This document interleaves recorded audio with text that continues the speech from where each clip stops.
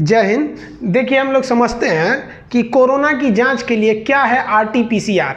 देखिए, डीएनए से आरएनए बनाना हम ट्रांसक्रिप्शन कहते हैं और आरएनए से वापस डीएनए बनाने की यह क्रिया ठीक उल्टा हो जाती है, इसलिए इसको रिवर्स ट्रांसक्रिप्शन कहते हैं। किसी भी चीज़ की एकदम सटीक पहचान उसके डीएनए से होती है। डीएनए से जो पहचान की जाती है उसे डीएनए फिंगरप्रिंटिंग कहते हैं। एकदम सटीक होती है, इसमें कोई दो राय नहीं होता है। अब जो कोविड-19 यानी कोरोना का जो वायरस है, इस ससुरा कोरोना वायरस में डीएनए होता ही नहीं है।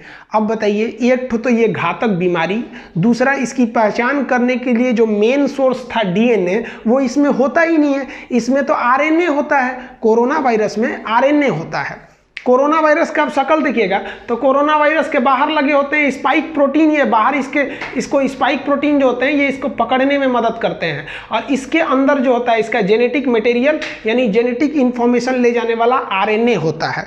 अब आप बताइए, आरएनए से तो करेक्ट जांच होती नहीं, डीएनए से जांच होती है। तो क्या करना चाहिए, इसी आरएनए को वापस बदल लेना चाहिए। किसमें? डीएनए में। तो आरएनए को वापस डीएनए बदलना क्या कहलाता है? Reverse transcription.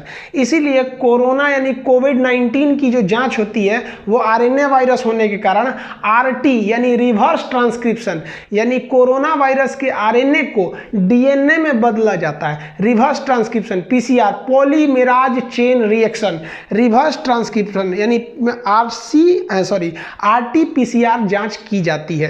अब आप कहिएगा कि सर इस जांच में होता क्या है?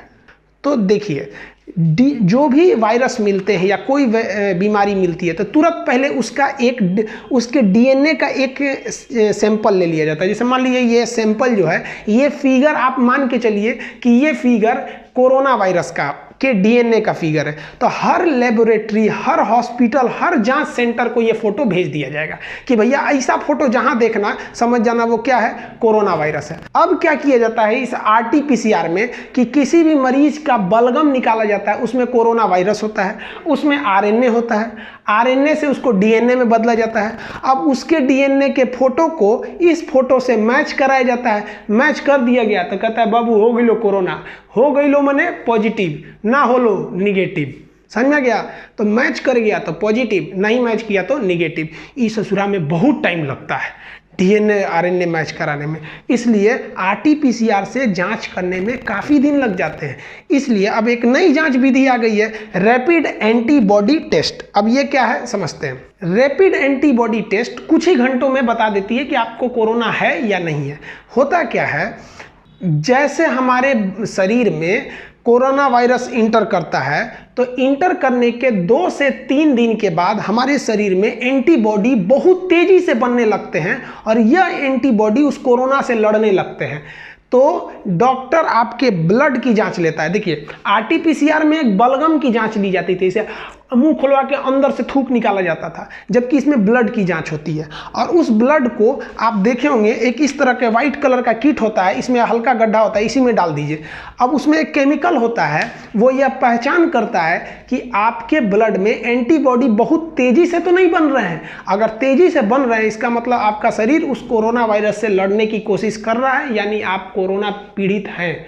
अब इस फायदा तो है रैपिड एंटीबॉडी टेस्ट से, लेकिन इस रैपिड एंटीबॉडी टेस्ट से घाटा क्या है? देखिए, अगर मान के चलिए कि कोई मरीज आज ही इन्फेक्टेड हुआ है कोरोना से, तो उसके में एंटीबॉडी बनेगी 3 से 4 दिन बाद, अर्थात इन्फेक्टेड डेट से 4 दिन तक आप इस रैपिड एंटीबॉडी टेस्ट से जांच नहीं कर सकते हैं। पहला डीमेरिट। दूसरा डीमेरिट क्या है कि जब कोई मरीज कोरोना था और वह ठीक हो गया तो ठीक होने के भी 3-4 दिन बाद तक उसमें एंटीबॉडी बनते रहते हैं। यानी अगर वो ठीक भी हो गया है और ठीक होने के 2-3 दिन बाद भी अगर आप चेक करते हैं तो आप समझ जाइएगा कि भैया वो दिखा देगा कि इसको कोरोना है, इसमें एक स्पॉट बन जाती है, एक लाइनिंग बन जाती है।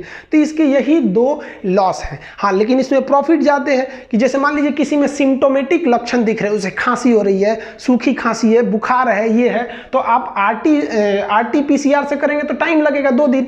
जब आपको उसमें सिम्टम्स दिख रहे हैं तब तुरंत उसका ब्लड निकालिए, 1 बूंद इसमें डालिए, तुरंत 1 घंटे में आपको रिजल्ट दे देगा रैपिड एंटीबॉडी टेस्ट के हिसाब से। समझ में आ गया? ये टेस्टिंग बहुत ज़रूरी है। इंडिया में टेस्टिंग काफ़ी कम हो रही थी, लेकिन अभी इंडिया में टेस्टिंग बहुत ज़्यादा हो रही है, लगभग 1 लाख हो रही है। हालांकि ये नंबर बहुत ज़्यादा भी नहीं है, लेकिन हाँ, कोरोना से बच के रहिए।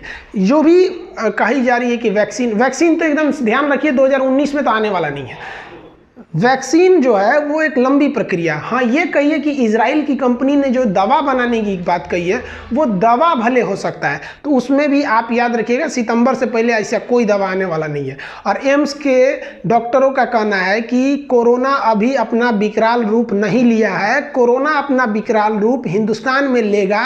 ये जून के फर्स्ट सप्ताह से एकदम खतरनाक रूप लेगा और इसे 2 लाख के पार लेके चला जाएगा। ये एम्स के डॉक्टरों की राय है, मेरी अपनी राय नहीं है, हम कोई डॉक्टर नहीं है। आप समझ गए होंगे ये दोनों प्रकार के टेस्ट के बारे में। आप चाहें तो इसका एक स्क्रीनशॉट लीजिए, फिर अगले चैप्टर में हम लोग आगे समझते हैं।